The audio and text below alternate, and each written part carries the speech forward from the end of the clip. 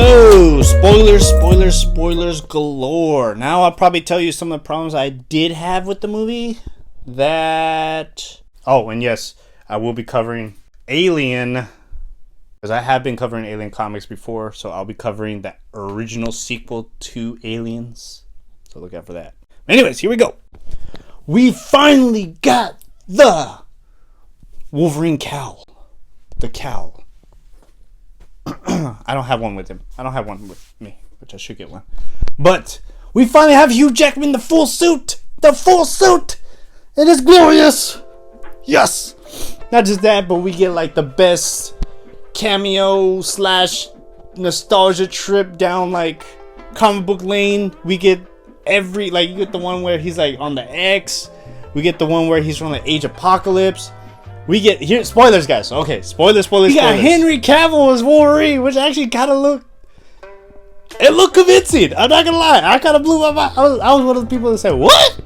Like, dude. And then we get like a tease. I hope we get it one day. Hulk versus Wolverine fight, man, dude. He even had the claws, bro. He had the claws, and like, oh man, I'm just geeking out, bro. I was fangirling all over the theater, man. Like, it just sploosh. They really did Wolverine right, like for Wolverine fans. Everything they couldn't do in the last 20-something years, we got it now. We got it now. And it's crazy too because it's Wolverine's 50th anniversary right now, for those that don't know, which is quite the life for me personally. But yeah, dude, the fight scenes in this movie were incredible. Even like the one in the van, they have like a fight in the van. Y'all know which ones I'm talking about. That one was pretty good actually for being in a van. The Deadpool versus Wolverine fight was way better than the Sabretooth fight, which kind of sucks because Sabretooth is actually a really good villain. I know he had the Sabretooth War. I haven't read it all because I was missing that issue. Because right now I'm trying to finish Deadpool and Cable. And it's mainly about Cable. Cable has more character development, but I guess in this half right now I'm reading this Deadpool, but there's not much Deadpool content to make off of it. I wish I could make more videos, to be honest. I really want to make more videos, but because the Deadpool Wolverine hype is just incredible right now. The cameos, guys, they pull them off. I'm glad I tried staying away from the Laura one, just because I love Logan, and like just seeing the death of him and her like rekindling that with this Wolverine because he's from a different universe. And I thought they kind of did the old man Logan thing a little bit, but it kind of fits his character because sometimes whenever the things get pretty hard for him, things get rough, he kind of walks away from his problems, and whenever he really needs to face them, he'll face them begrudgingly. Right, going back to cameos, we got Blade coming back, and I like the line that he says. He's like, "There's only one Blade, and there will ever be one Blade." The Marshall Ali movie is never coming out. But Jennifer Garner coming back as Elektra was kind of nice. You can see why they didn't invite Ben Affleck back, mainly because he's from DC, and I know they were like a thing. They were married at one point, so maybe the tensions were too high. Gambit. We finally have Channing Tatum as Gambit, and he does the stupidest accent I've ever heard, man. Like, us Gambit fans have been eating good this year too.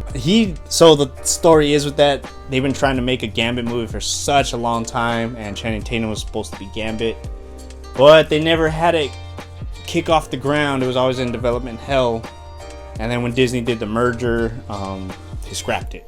Even having like the Juggernaut from the X-Men 3 movie, having Azazel, they have different actors for the other stuff, but for the big cameos, they actually brought Laura and everybody else. Elektra, Jennifer Garner. I was expecting more, but I was glad for what I had. And yes, guys, Blake Lively, I saw the credits. His wife is actually Lady Deadpool. And not just that, guys, we even, not just the Wolverine love, but even if you know the Deadpool core, they all show up in here. Even this one, like the one with the floating head. I don't know if you can see that. Yeah, the one with the floating head, he was in there. Every Deadpool you could think of was in this movie. I think they were just like, if we're gonna make one last Deadpool movie, we gotta go all out. And I think that Deadpool's in the MCU now, officially. And Wolverine's back, right? Let me know down in the comments. It's like, is he in his timeline or in the MCU timeline? Because I was talking to my friend and my sister, and I feel confused. Like, is he back in his timeline, or the other time, I don't know. Let me know down in the comments below because I'm questioning that one. Kind of wish we got Ghost Rider. That would have been cool. But anyways, they did say Daredevil was in there. Just saying. And you're gonna be totally lost if you haven't seen Loki season 1 and 2. They deal with Logan like the Logan's repercussions are actually matter, which is kind of nice. I know the director, he's a bit mad, to say the least. But like him using his bones to like kill the TVA guys, that was just hilarious. And then him just dancing to the Backstreet Boys. Ba, ba, ba. Now, I'm not gonna dance here. I'm a little sick. This movie, man, how can I not like keep talking about this? This is hard to make the review, guys. Just letting you know, like it took me like an hour. Like I just had to turn off the TV. I'm like, man, what can I say? What can I not say? I can't believe we got Johnny Storm, Chris Evans, the comeback. When I saw him, I was like, he doesn't look like Captain America, but he's wearing blue, and I was like, I wonder. And whenever he said "Flame On," and then just, I was like, what? It's him! And I was geeking out because I always did like him as Human Torch. I mean, I haven't watched the movies in a while. I'll probably go watch them after this when I'm editing. I was glad he was in the movie, even though he dies. The end credit scene with him, I think it's kind of funny seeing Chris Evans curse so much. For sure, the action scenes were actually really good in this movie. I can't really complain about this. I don't see why some critics are saying that it's okay or like it's a decent time.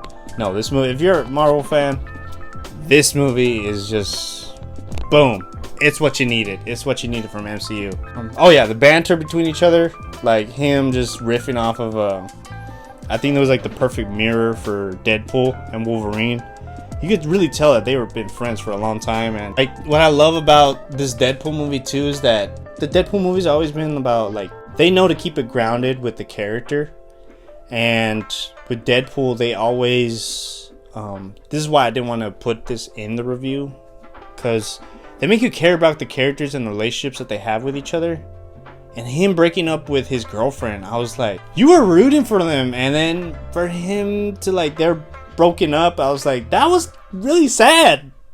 I mean, I really liked that they got back together, but I was like, in the beginning I was like, that's sad, bro. Like it happens in the movies too. We really cared about it, and I liked how Wolverine was like, bro, go talk to her. Like, man, All Bounds, just incredible.